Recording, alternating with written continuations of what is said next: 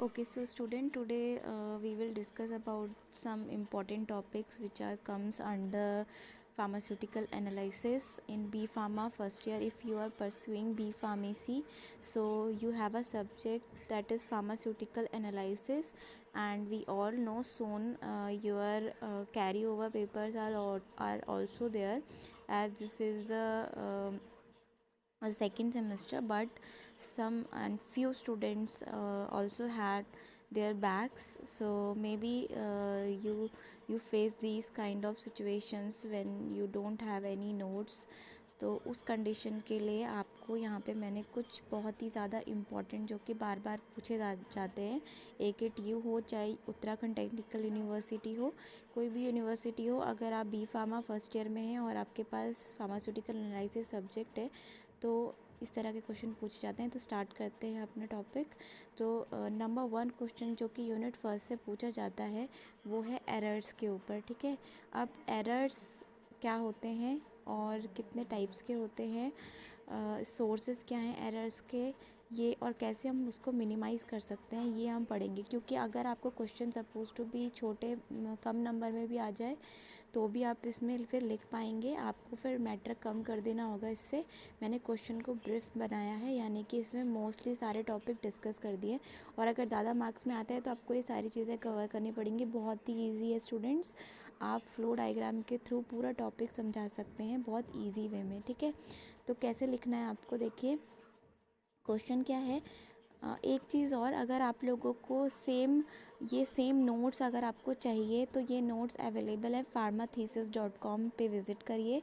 उसमें नोट्स का सेक्शन है, बी फार्मा के नोट्स हैं उसमें फर्स्ट सेमेस्टर के, वहाँ पे क्लिक करिएगा ऑप्शन पे जाके, वहाँ पे सेम नोट्स अवेलेबल है। ओके, वहाँ से आप ले सकते हैं नोट्स। नेक्स्ट अब डिस्कस करते हैं कि एरर्स का क्या इंट्रोडक्शन है और क्या होता है एरर्स, सारी चीज़ें हम इसमें कवर कर लेंगे अभी। अभी देखते हैं कि एरर्स क्या होता है। तो एरर्स इज़ द डिफरेंस, इसमें आंसर लिखा है, errors is the difference between the true और standard value and observe value. तो एरर्स क्या होता है, डिफरेंस क्या होता है, 4 - 2, ये हम डिफरेंस निकालते हैं ना, तो ये डिफरेंस होता है बिटवीन व्हाट, ट्रू वैल्यू यानी कि स्टैंडर्ड वैल्यू और ऑब्जर्व वैल्यू के बीच में। ट्रू और स्टैंडर्ड वैल्यू एक ही चीज़ है, ठीक है, आप ट्रू वैल्यू भी बोल सकते हो, स्टैंडर्ड वैल्यू भी बोल सकते हैं। तो ट्रू वैल्यू और ऑब्जर्व वैल्यू के बीच में जो डिफरेंस होता है उसी को हम एरर बोलते हैं। अब ये होता क्या एग्जैक्टली, देखिए, ट्रू वैल्यू मीन्स कि सपोज टू बी मेरा कोई स्टैंडर्ड सॉल्यूशन है और उसकी नॉर्मेलिटी 2 नॉर्मल है, राइट। तो स्टैंडर्ड है सॉल्यूशन, यानी कि मैंने आपको बना के दिया और मैंने कहा आपको 2 ही बनाना है, मतलब 2 नॉर्मली बनाना है। और जब आप बनाते हैं, मैंने 50 स्टूडेंट्स को बनाने के लिए दे दिया, तो अब आप सब ने बनाया तो मेरे पास 50 सॉल्यूशंस आ गए 2 नॉर्मल वाले। लेकिन जब मैं उनकी नॉर्मेलिटी चेक करूँगी बाय डिफरेंट टाइट्रेशन, आप जानते हैं अलग अलग टाइट्रेशन करके हम नॉर्मेलिटी फाइंड आउट कर लेते हैं। तो जब मैं नॉर्मेलिटी फाइंड आउट कर रही हूँ टाइट्रेशन के थ्रू, तो मुझे पता चल रहा है कि किसी की नॉर्मेलिटी 1.9 आ रही है, किसी की 1.8 आ रही है, किसी की 1.7 आ रही है, किसी की 1.5 आ रही है ना। तो ये अलग अलग आ रही हैं, तो इन सभी में क्या है, एरर्स हैं। ठीक है, क्योंकि मैंने आपको स्टैंडर्ड वैल्यू क्या दी थी, 2 नॉर्मल। अब मैं कह रही हूँ कि आप अपना एरर फाइंड आउट करो। सपोज टू भी एक फर्स्ट स्टूडेंट है, उसने 1.9 निकाली, कि सेकंड ने 1.8, ऐसे करके अलग अलग सब ने निकाली हैं। तो अब एरर कैसे फाइंड आउट करेंगे, ट्रू वैल्यू क्या थी, ट्रू वैल्यू थी 2, तो 2 - 1.9 दैट इज़ 0.1। ठीक है, तो 0.1 का एरर हो गया स्टूडेंट 1 का। ठीक है, ऐसे ही 1.8, तो स्टैंडर्ड क्या थी 2, तो 2 - 1.8, तो कितना आ गया 0.2, तो 0.2 का यहाँ पे एरर हो गया। तो इसी तरह से हम, ये होता है एरर। अब सोर्सेज क्या हैं एरर्स के, कौन कौन से सोर्सेज हैं जो एरर्स के हैं, कहाँ कहाँ से, देखिए टाइप्स अलग होता है कि कितने तरह के एरर्स होते हैं, और सोर्सेज होता है कि वो कहाँ किस सोर्स क्या क्या ओरिजिन हो सकता है। जब आप प्रैक्टिकल करते हैं तो कैसे कैसे एरर आता है, मतलब वही ना, एक स्टूडेंट 1.8 नॉर्मेलिटी ला रहा है, 1.9 ला रहा है, 1.7 ला रहा है, जबकि स्टैंडर्ड वैल्यू क्या थी 2 नॉर्मल। तो ये ऐसा क्यों होता है, क्यों आते हैं ये एरर, तो क्या क्या चांसेस हैं, आप जब प्रैक्टिकल परफॉर्म कर रहे हैं तो किन किन चीज़ों की वजह से एरर आ सकता है। ठीक है, तो एरर आ सकता है इम्प्रॉपर सैम्पलिंग की वजह से, सैम्पलिंग प्रॉपर नहीं हुई है, यानी कि आपने जो वेइंग करी आपने वो सही नहीं करी है, ठीक है, सैम्पल सही नहीं बना, उसमें कोई इम्प्योरिटी थी। तो इस तरह की जो इसको कहते हैं हम इम्प्रॉपर सैम्पलिंग, सैम्पलिंग अच्छे से नहीं हुई है, ठीक है। नेक्स्ट, कई बार ऐसा भी होता है कि आप कोई प्रोडक्ट ले रहे हैं और उसकी आपने सैम्पलिंग करी है तो उस एरिया से नहीं करी आपने जहाँ से आपको करनी चाहिए थी, जहाँ पे ज़्यादा कंसनट्रेटेड था वहाँ से आपने कर लिया, ठीक है, इस तरह का, इसको कहते हैं इम्प्रॉपर सैम्पलिंग। नेक्स्ट है errors, errors during sample preparation. अब आपने सैम्पलिंग कर ली और आप सैम्पल बना रहे हैं तो उस ड्यूरेशन में क्या क्या प्रॉब्लम आ सकती है, डाइल्यूशन की प्रॉब्लम आ सकती है, आपने वेइंग अच्छे से नहीं करी, ठीक है। सैम्पल बनाते हुए आप क्या क्या करते हैं, अगर पाउडर है तो आप वेइंग करते हैं ना, तो वेइंग आपने सही नहीं करी, यानी कि वेइंग में प्रॉब्लम आ गई, ठीक है। दूसरा, आपने डाइल्यूशन सही से नहीं करे, वॉल्यूम सही से मेज़र नहीं करा डाइल्यूएंट्स का, ठीक है। तो वो हो गया आपका एरर्स ड्यूरिंग सैम्पल प्रिपरेशन, ठीक है। नेक्स्ट है एरर बाय एनालिस्ट। अब हो सकता है कि जो एनालिस्ट है उसको पता ही नहीं है कुछ, मतलब उसकी जो टेक्निकल हैंडलिंग है वो अच्छी नहीं है, ठीक है। दूसरा, उसे थ्योरेटिकल नॉलेज नहीं है। थ्योरेटिकल नॉलेज प्रैक्टिकल करने के लिए चाहिए होती है, लोगों को लगता है बस ये एक टेक्निकल काम है, इसमें थ्योरी की ज़रूरत नहीं है, थ्योरेटिकल नॉलेज की ज़रूरत नहीं है, तो ऐसा बिल्कुल भी नहीं है।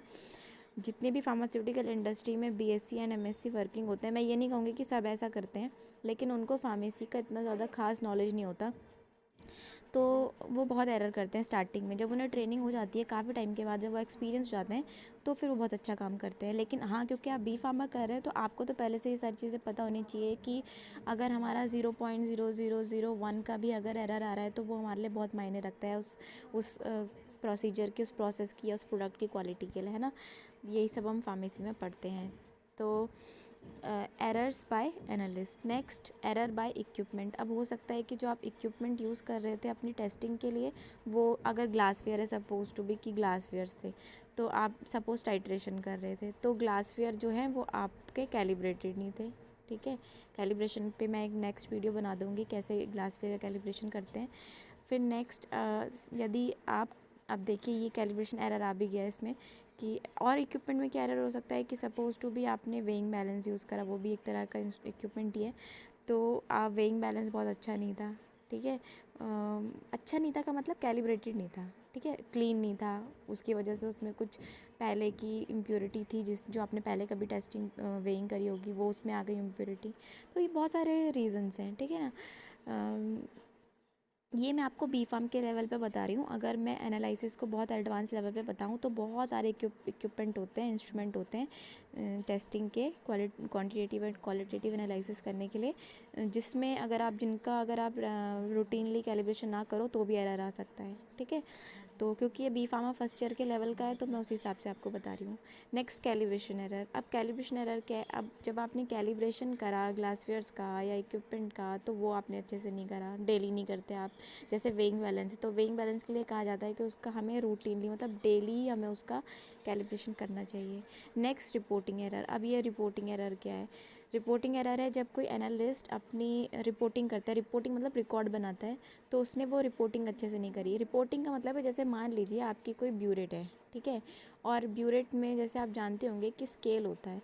अब एनालिस्ट उस स्केल को सही से नहीं पढ़ पाया, यानी कि रीडिंग तो आ रही थी 10.05 पे, ठीक है, ml पे आ रहा था वॉल्यूम, लेकिन उसने ठीक से देखा नहीं और उसने 11 लिख दिया, 11 ml कर दिया, तो भी एरर आ सकता है। तो रिपोर्ट, इसका मतलब है रिपोर्टिंग सही से नहीं हुई है, ठीक है, इसको कहते हैं रिपोर्टिंग सही से नहीं होना।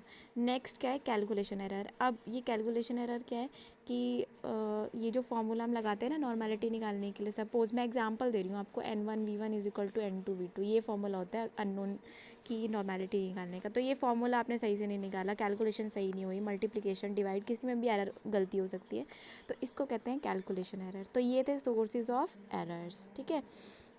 अब टाइप्स ऑफ एरर देखिए, टाइप्स ऑफ एरर कितने टाइप्स के होते हैं, एरर होते हैं दो टाइप के, ठीक है, दो तरह के एरर होते हैं। अब ये दो तरह के एरर कौन से एरर्स हैं, ये दो तरह के एरर्स हैं, देखिए मैं आपको बताती हूँ दो एरर्स कौन से होते हैं। ये दो एरर्स होते हैं, एक तो होता है आपका डिटर्मिनेट एरर। दो तरह के मैंने बताए हैं, होते तो बहुत तरह के, लेकिन बेसिक क्लासिफिकेशन क्या है, दो तरह का होता है, डिटर्मिनेट और जिसको हम सिस्टमैटिक एरर भी बोलते हैं। Second one is intermediate error और रैंडम एरर, ठीक है। अब देखिए नाम से ही पता चल रहा है डिटर्मिनेट, डिटर्मिनेट का मतलब होता है जिसको हम डिटरमाइन कर सकते हैं, ठीक है। डिटरमाइन कर सकते हैं, या और जो सिस्टम में यूज़ होने वाली चीज़ों की वजह से होता है। अब देखिए डिटरमाइन हम उसी को कर सकते हैं जिसका हमें पता होता है। पता किसका होता है हमें पता होता है प्रोसेस का, है ना, कि हमारी प्रोसेस यानी कि SOPs का पता होता है हमें, है ना। हमें पता होता है हम कौन से इक्विपमेंट यूज़ कर रहे हैं, हमें पता होता है हम कौन से मटेरियल यूज़ कर रहे हैं, हमें पता होता है कि हम एनालिस्ट कौन सा काम कर रहा है अभी उस प्रोसेस पे, ठीक है। तो उसको, इन सब चीज़ों को हम डिटरमाइन कर सकते हैं, ठीक है ना, क्योंकि उसके कॉजेज़ क्या है वो हमें पता है। हम उस चीज़ को फाइंड आउट ईजिली कर लेते हैं जो उसमें, जिसके हमें कॉजेज़ क्या हैं हमें पता होते हैं। तो हम, ये क्या है, डिटर्मिनेट एरर, जिसको हम फाइंड आउट कर सकते हैं जिस एरर को, और जिसको फाइंड आउट कर सकते हैं उसको हम मिनिमाइज़ भी कर सकते हैं, ठीक है ना।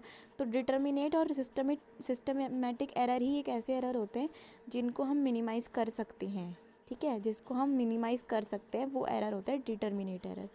सेकंड एरर है इनडिटर्मिनेट एरर और रैंडम एरर, यानी कि ये सिस्टम की प्रोसेस की वजह से नहीं है, जब बल्कि ये रैंडमली आ जाते हैं, हमें पता ही नहीं होता ये कहाँ से आया है। अभी बताऊँगी मैं आगे कैसे आता है ये। तो ये होता है रैंडम एरर, ठीक है।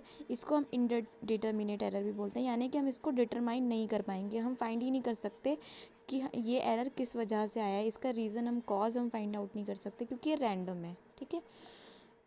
नाउ अब देखिए डिटर्मिनेट एरर को मैंने यहाँ पे समझाया हुआ है, छोटी छोटी डेफिनेशंस में समझाया है, बहुत इजी आपके एग्ज़ाम के लिए। आप लिखना भी चाहें तो इस तरह से लिख भी सकते हैं। नोट्स आप pharmathesis.com वेबसाइट पे जाके ले सकते हैं, ठीक है।